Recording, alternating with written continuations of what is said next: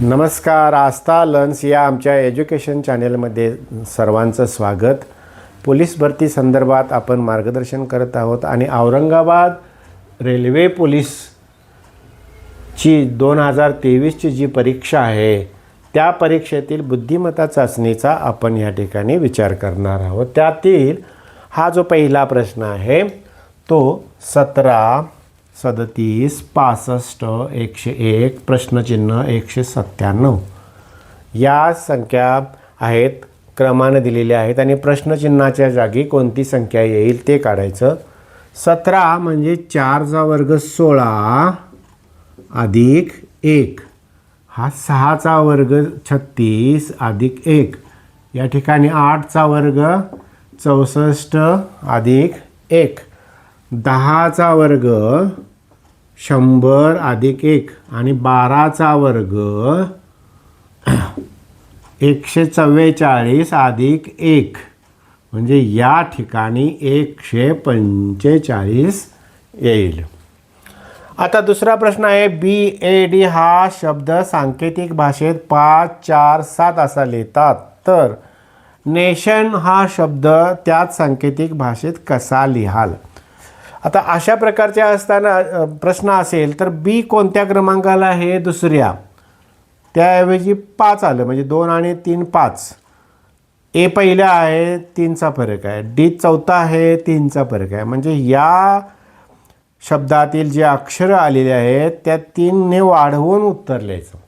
म्हणजे आता एन 14वा आहे तर 17 लिहायचं, ए 1 आहे 4 लिहायचं, टी 20वा आहे तर 24 लिहायचं, आय 9वा आहे तर 13 लिहायचं, ओ 15वा आहे तर 19 लिहायचं आणि एन 14वा आहे तर 17वा लिहायचं. म्हणजे ज्या पर्यायात 17, 4, 24, 13, 19, 17 असेल तो पर्याय बरोबर. आता या ठिकाणी एक संख्या मालिका आहे, चढत्या क्रमाने आहे.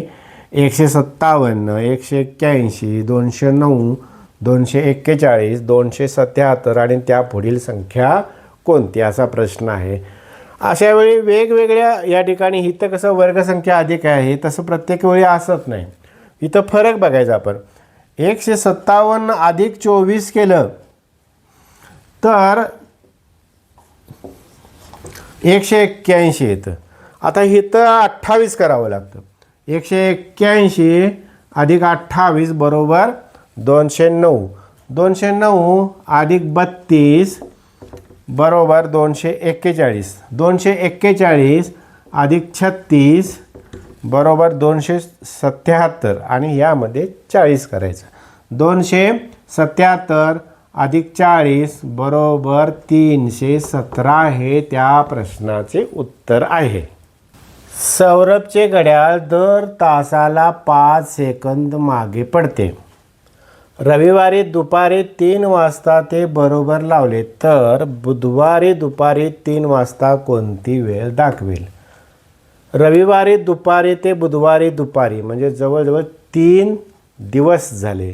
3 पूर्ण दिवस म्हणजेच 24 त्रिकम 72 तास झाले. आता 72 तासामध्ये 5 सेकंदानं ते मागे पडते.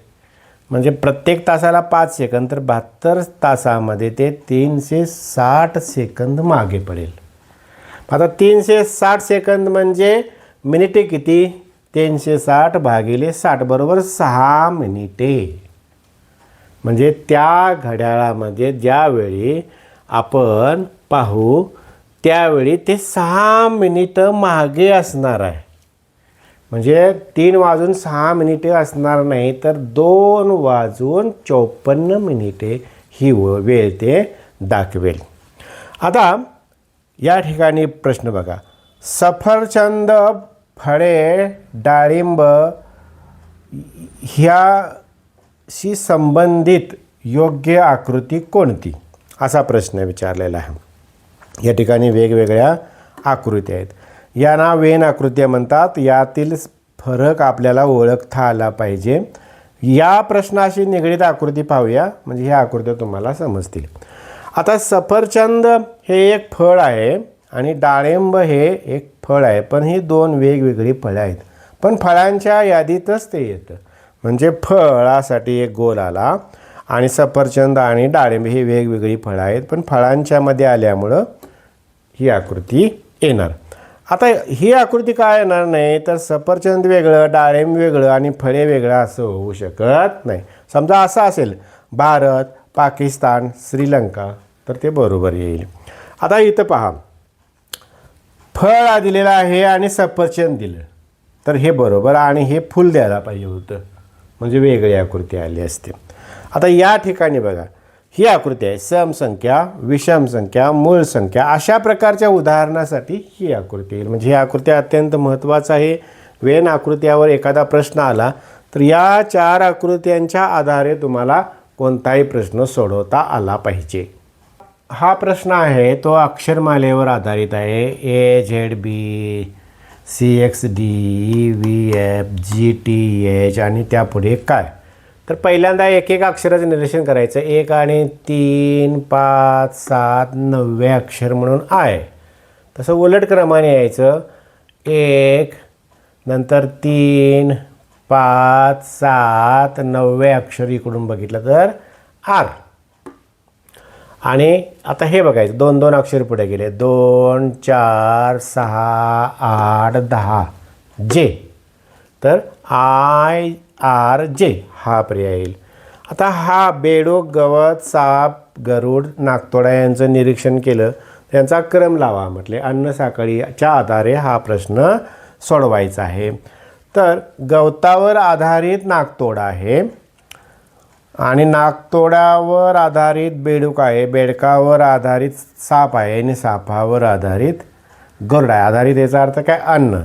म्हणजे गवत पहिल्यांदा येणार 2, नंतर काय येणार नाकतोडा 5, नंतर बेडूक 1, नंतर साप 3 आणि नंतर 4. म्हणजे 2 5 1 4 3 4 असा क्रम असेल. काही वेळेला पहिल्यांदा असं सुद्धा येईल की गरुड साप खातो, साप बेडूक खातो, बेडूक नाकतोडा खातो, नाकतोडा गवत खाते. म्हणजे हा सुद्धा क्रम येऊ शकतो पर्यायामध्ये, किंवा हा सुद्धा क्रम येऊ शकतो. हा पर्याय आहे त्यामुळे हा बरोबर आहे. एका वर्गात 60 विद्यार्थी आहेत, त्यापैकी 35 विद्यार्थी गणिताचा अभ्यास करतात. 20 विद्यार्थी असे आहेत की ते गणित आणि रसायनशास्त्र या विषयांचा अभ्यास करतात. तर फक्त रसायनशास्त्राचा अभ्यास करणारे किती विद्यार्थी असतील. यामध्ये गोंधळून अजिबात जायत नाही. एकूण 60 विद्यार्थी आहेत, त्यातले 20 विद्यार्थी हे गणित आणि रसायनशास्त्रांचा अभ्यास करतात. 60 वजा 20 बरोबर 40 राहिले. आता 40मध्ये इथं जे 35 विद्यार्थी आहेत गणिताचा, ते फक्त गणिताचा अभ्यास करतात असे म्हटलेलं नाही, गणिताचा असं म्हटलेलं आहे. त्यामुळे गणिताचा एकूण हिथं 20 आणि हे 15 असे 35 विद्यार्थी अभ्यास करतात. म्हणून हे 15 वजा केले, राहिले 25 विद्यार्थी आहेत, ते फक्त रसायनशास्त्राचा अभ्यास करतात. आता रांगेतील प्रश्न आलेले आहेत त्यामुळं फक्त इथं तोंडी सांगतो. एका रांगेतील मधला विद्यार्थी 17वा आहे, तर त्या रांगेत एकूण विद्यार्थी किती. 17वा आहे अर्थ अलीकडे 16, पलीकडे 16, 16 16 32 आणि मधला एक 33, असे एकूण त्या रांगेत 33 विद्यार्थी असतील. प्रमोद उत्तरेकडे 10 किमी चालत गेला. उत्तर इथून इथंपर्यंत 10 किलोमीटर. परत तो दक्षिणेकडे 6 किमी आला, इथून इथं 6 झालं, म्हणजे राहिले हे 4 किलोमीटर अंतर. नंतर तो पूर्वेकडे 3 किमी चालत गेला, असा इकडे पूर्व दिशा आली. हे 4 हे 3. तर मूळ ठिकाणाहून म्हणजे इथून हे अंतर किती. इथं पाहिलं तर पायथागोरसचा प्रमेय तयार झालेला आहे. 3 4 5. प्रमोद मूळ ठिकाणापासून 5 किलोमीटर अंतरावर असेल. प्रणिता आणि सुनीता ह्या दोघी बहिणी आहेत. राजेश आणि शुभम हे दोघे भाऊ आहेत. राजेशचा मुलगा रवी, म्हणजे याचा मुलगा हा रवी, सुनीताचा भाऊ आहे, म्हणजेच प्रणिताचाही तो भाऊच आहे. तर शुभमचे प्रणिताशी नाते काय. आता राजेशचा मुलगा रवी, मुलगी प्रणिता आणि सुनीता हे बहीण भाऊ आहेत, म्हणजे राजेशला ही 3 मुलं आहेत आणि राजेशचा हा भाऊ आहे, याचा अर्थ या सर्वांचा तो चुलता आहे. त्यामुळे चुलता हा पर्याय नाही आहे, काका आहे. त्यामुळं काका हा पर्याय लिहायचं. आता या ठिकाणी AC बरोबर 20, BAT बरोबर 40, तर CAT बरोबर किती, याचा काय संदर्भ लागला तर तसंच गणित हे थोडंसं हे आहे, क्रिटिकल आहे. तरी पण आपण वेगवेगळ्या पद्धतीनं कसं सोडवायचं ते पाहूया.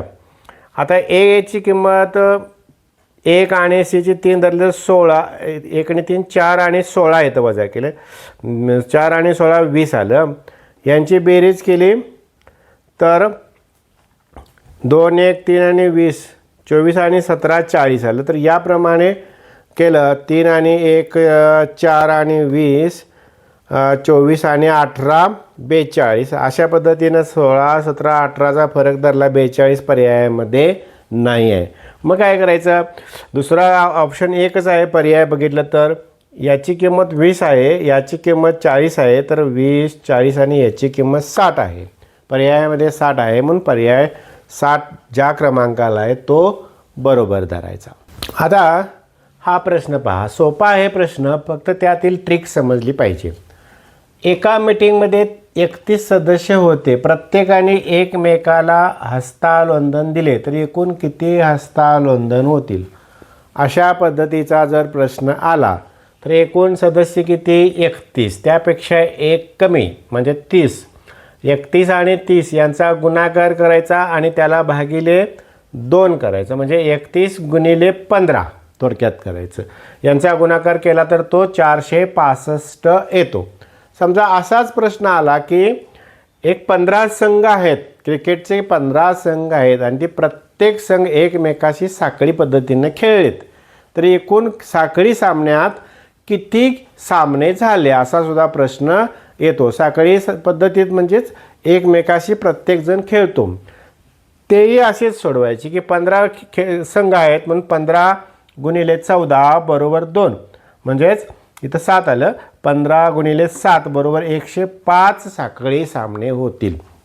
अशा पद्धतीचा प्रश्न आला तर याच पद्धतीनं पटकन अगदी 5 सेकंदात उत्तर होतं.